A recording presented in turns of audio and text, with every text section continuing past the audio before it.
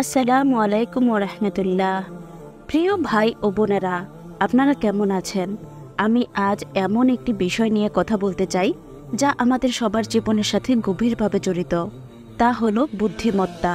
বুদ্ধিমত্তা আল্লাহর দেওয়া এক বিশেষ নিয়ামত, আর তার দেওয়া এই গুণ আমাদের সত্য বুঝতে, সঠিক আর ভুলের মধ্যে পার্থক্য করতে এবং সঠিক পথে চলতে সাহায্য করে।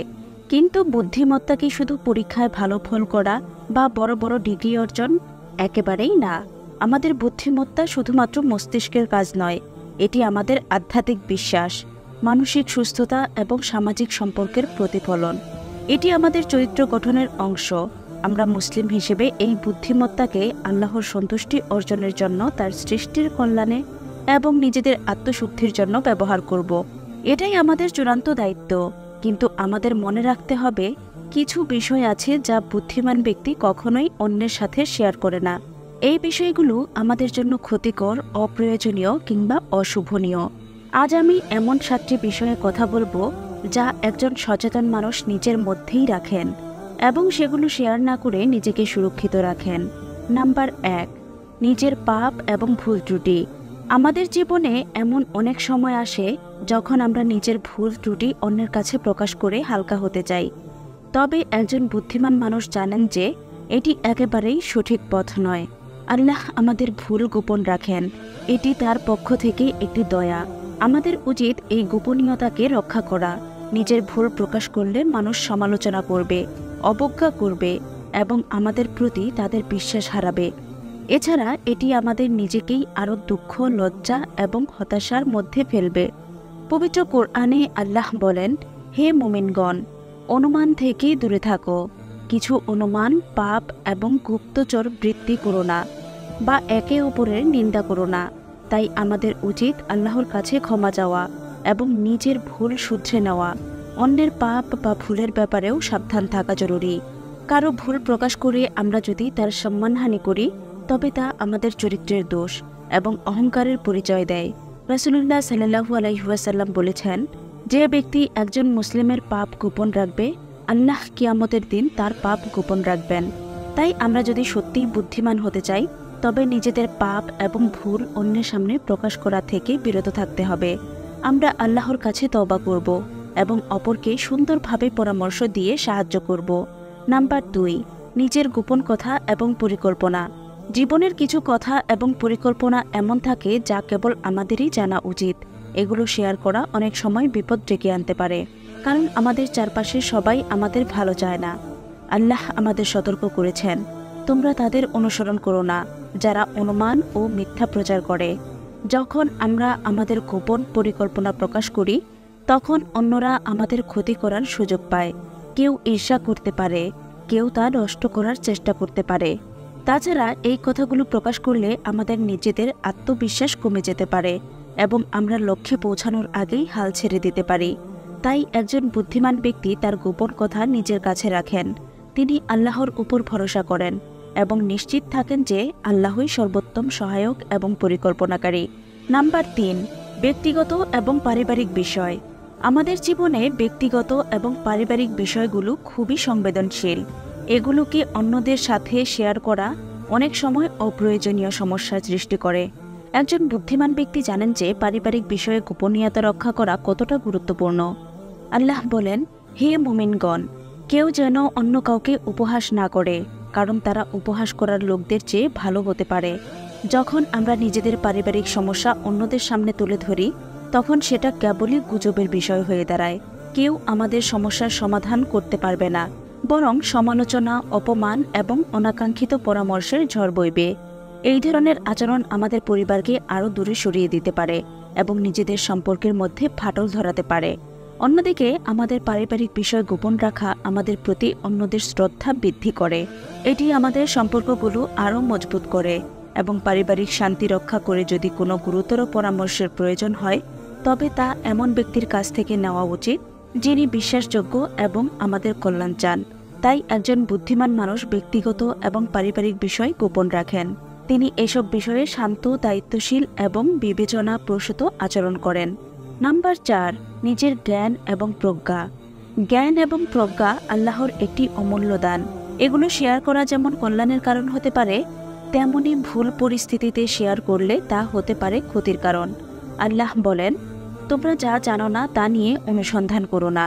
কিয়ামতের দিন কান, চোখ এবং হৃদয় সম্পর্কে প্রশ্ন করা হবে। জ্ঞান শেয়ার করা মহানুভবতা এবং কৃতজ্ঞতার প্রকাশ। যখন আমরা জ্ঞান সঠিকভাবে শেয়ার করি, তা অন্যদের উপকার করে, তাদের জাগ্রত করে এবং তাদের অনুপ্রাণিত করে। কিন্তু যখন আমরা সঠিক জায়গায় সঠিক মানুষকে সঠিক পদ্ধতিতে জ্ঞান দেই না, তখন সেটা উল্টো ক্ষতির কারণ হতে পারে। যদি কেউ শিখতে আগ্রহী হয়, তখনই তাদের সাথে জ্ঞান ভাগ করা উচিত, অন্যথায় আমাদের জ্ঞান শেয়ার না করাই ভালো। তাছাড়া আমাদের জ্ঞান শেয়ারের সময় সতর্ক থাকা উচিত, যেন আমরা আমাদের সীমাবদ্ধতা এবং ভুলগুলো বুঝতে পারি। তাই একজন বুদ্ধিমান ব্যক্তি নিজের জ্ঞান এবং প্রজ্ঞা সঠিক সময়, সঠিক স্থানে এবং সঠিক ব্যক্তির জন্যই ব্যবহার করেন। নাম্বার 5, সম্পদ এবং দান। আমাদের সম্পদ এবং দান আমাদের জীবনের একটি গুরুত্বপূর্ণ দিক। আল্লাহ আমাদের সম্পদ দিয়েছেন পরীক্ষা করার জন্য এবং দানকে করেছেন আখেরাতের পাথেয়। তবে এই বিষয়গুলো শেয়ার করার ক্ষেত্রে বুদ্ধিমত্তার প্রয়োজন। আল্লাহ বলেন, তোমরা যদি তোমাদের দান প্রকাশ করো তবে তা ভালো, কিন্তু যদি গোপনে গরিবদের দান করো তবে তা তোমাদের জন্য আরও ভালো এবং এটি তোমাদের কিছু পাপ মুছে দেবে। যখন আমরা আমাদের সম্পদ এবং দান নিয়ে অহংকার করি বা অন্যের সামনে তা প্রকাশ করি, তখন এটি আমাদের জন্য বিপদের কারণ হয়ে দাঁড়াতে পারে। কেউ আমাদের প্রতি ঈর্ষান্বিত হতে পারে বা আমাদের কাজে বাধা দেওয়ার চেষ্টা করতে পারে। তাছাড়া এটি আমাদের দানের উদ্দেশ্যকেও কলুষিত করে, যা শুধু আল্লাহর সন্তুষ্টির জন্য হওয়া উচিত। অন্যদিকে যখন আমরা আমাদের দান গোপন রাখি, তখন এটি আমাদের অন্তরকে আরও পবিত্র করে এবং আমাদের আল্লাহর কাছে আরও প্রিয় করে তোলে। গোপনে দান আমাদের অভ্যাসে বিনয়ী এবং কৃতজ্ঞতার জন্ম দেয়। তাই একজন বুদ্ধিমান ব্যক্তি নিজের সম্পদ এবং দান শেয়ার করার ক্ষেত্রে সতর্ক থাকেন। তিনি দান করেন আল্লাহর সন্তুষ্টির জন্য এবং প্রয়োজনে তা গোপন রাখেন। নাম্বার 6, স্বপ্ন এবং ভবিষ্যৎ পরিকল্পনা। স্বপ্ন এবং ভবিষ্যৎ পরিকল্পনা আমাদের জীবনের পথ প্রদর্শক। এগুলো আমাদের আশা জাগায় এবং লক্ষ্য স্থির করতে সাহায্য করে। তবে এগুলো সবসময় সবার সাথে শেয়ার করা উচিত নয়। যখন ইউসুফ তার পিতাকে বললেন, বাবা, আমি স্বপ্নে দেখেছি 11টি তারা, সূর্য এবং চাঁদ আমাকে সিজদা করছে, তখন পিতা বললেন, বাবা, তোমার এই স্বপ্ন তোমার ভাইদের বলো না, তারা তোমার বিরুদ্ধে ষড়যন্ত্র করবে। আমাদের স্বপ্ন এবং পরিকল্পনা প্রকাশ করলে তা ঈর্ষা বা ষড়যন্ত্রের শিকার হতে পারে। অন্যরা আমাদের পরিকল্পনার পথে বাধা সৃষ্টি করতে পারে অথবা আমাদের আশা নষ্ট করে দিতে পারে। তবে যখন আমরা এই স্বপ্ন এবং পরিকল্পনা আমাদের কাছে রাখি এবং আল্লাহর সাহায্য চাই, তখন এগুলো বাস্তবায়নের সম্ভাবনা বৃদ্ধি পায়। এটি আমাদের দৃঢ়তা এবং আত্মবিশ্বাস বাড়ায়।